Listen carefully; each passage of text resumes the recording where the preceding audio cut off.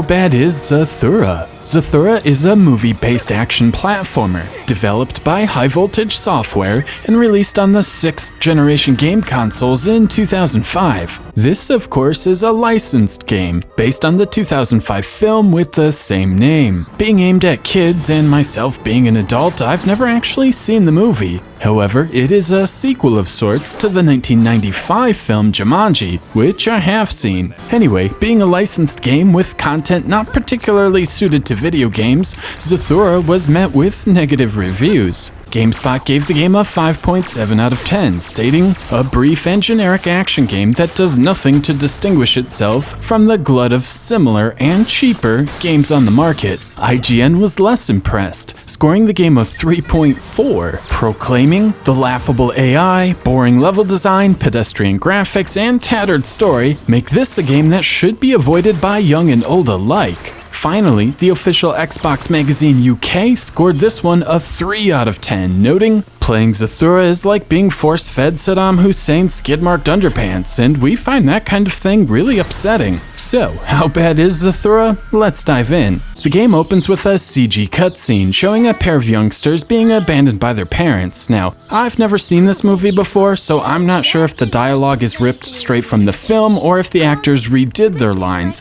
In either case, the voices here are from the actual actors, which is kinda cool. From what I can tell, the younger brother Danny is seeking the attention and approval of his older brother Walter. Predictably, Walter finds his younger brother a nuisance and wants nothing to do with him. Pretty standard stuff. Anyway, Walter teases Danny, and Danny retaliates by chucking a baseball at his head. A chase ensues and Danny finds himself in the basement. Here, the first bit of gameplay finally presents itself. Danny has a pretty basic moveset, including running and jumping, as well as a pair of kicks. After stumbling upon the board game Zathura, Danny returns upstairs and the heart of the adventure kicks off. Danny starts Zathura by himself, taking a game card which advises there is a meteor shower and to take evasive action. It's worth mentioning, from here on out, the cutscenes are all rendered in-game. Next, the game attempts to teach us the targeting system, though it makes no sense, and then we make our way to the fireplace. After complying with the request to take evasive action, the boys discover they are now floating in space and determine they must continue playing Zathura if they have any hopes of returning home. Walter's turn is next, which introduces the third character to the story, a giant robot. After luring him into the basement, the robot transports us into a strange base, and the real meat of the game finally begins. Basically, Zathura plays like a platformer with simple running mechanics, platform jumping, crate breaking, button pushes, item upgrades, and some basic collecting. On the flip side, there is also a projectile-based combat system, complete with aiming. Pressing the left trigger will allow you to lock onto a target, while still moving around, evading incoming fire. In theory, you can also press the D-pad to switch targets, but I never found this worked in practice. The older brother Walter plays pretty much like Danny, but there are a few differences. Danny has unlimited slingshot ammo. While Walter can also shoot projectiles, all of his ammo must be collected. On the flip side, Walter has a melee weapon, doing decent damage. Danny is limited to kicks, which don't do much damage at all. Finally, the third playable character is the robot. Again, the core gameplay mechanics don't change at all. However, the robot has a higher jump, and he can charge up his attacks. It also has a speed maneuver, though it has to be powered up, which kinda defeats its usefulness. Because all three characters effectively function the same, there is no real difference in the gameplay mechanics from beginning to end, and it feels like a real missed opportunity. Making things worse is the gameplay mechanics just aren't great to begin with. First, let me give props where props are due. The platforming controls are good, movement is fluid and responsive, and the jumping feels solid. In fact, the highlight of Zathura are the brief moments where you actually get to jump around, playing to the strength of the gameplay. Unfortunately, these moments are few and far between. Instead, you'll be shooting enemies, pushing a button to unlock a door, and repeating. But the shooting mechanics kinda suck. First, Zathura never locks onto the logical enemy. Oftentimes, it will instead lock onto a nearby crate, or an enemy in the background, or just nothing at all. You should be able to switch targets, but it just doesn't work. Once you do finally lock onto a target, they take forever to go down. This makes the game rather repetitive. The enemy placement is also poor. When two enemies are shooting you at the same time, there is no real way to dodge the incoming fire, and it feels sloppy. It is worth noting Walter can ricochet incoming fire back at an enemy, but the enemies shoot faster than Walter can swing, again aiding to a sloppy feel. Zathura's next issue is the level design. Everything repeats way too often. I swear, in some levels you cycle through the same 3 rooms over and over. Combine this repetition with some questionable combat, and you have a game that just isn't fun or engaging to play.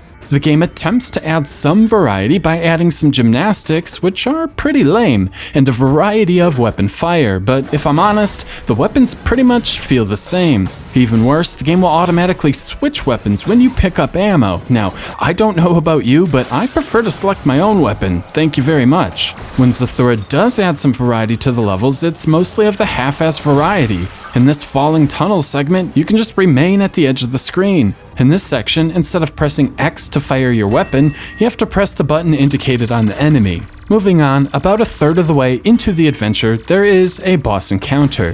The gameplay mechanics here don't change much, just lock onto the target and fire while avoiding some basic attacks. After finally making your way through the repetitive industrial land, the robot mercifully brings us back to the floating space house. We listen to Walter make fun of his brother, and then they take another turn on the Zathura game. Next, gravity sucks them out of the house and they land on a fiery planet. Things don't change much here, just run, jump, and shoot.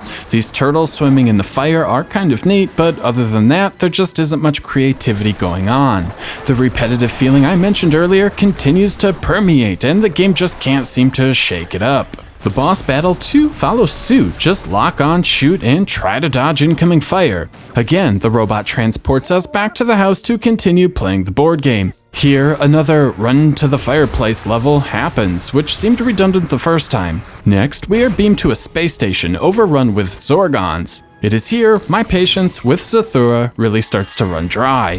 The gameplay mechanics are just paper thin. Running through identical looking corridors just isn't very fun, and wrestling with the lock-on system, clumsy melee attacks, another gymnastic move, and enemies which take far too long to go down just isn't fun. From here, we meet up with Dax from Punk'd, travel back to the house, and then off to a new planet. I actually kinda like this section of the game. For one, the alien enemies here are the classic 50s aliens, which I find quite charming.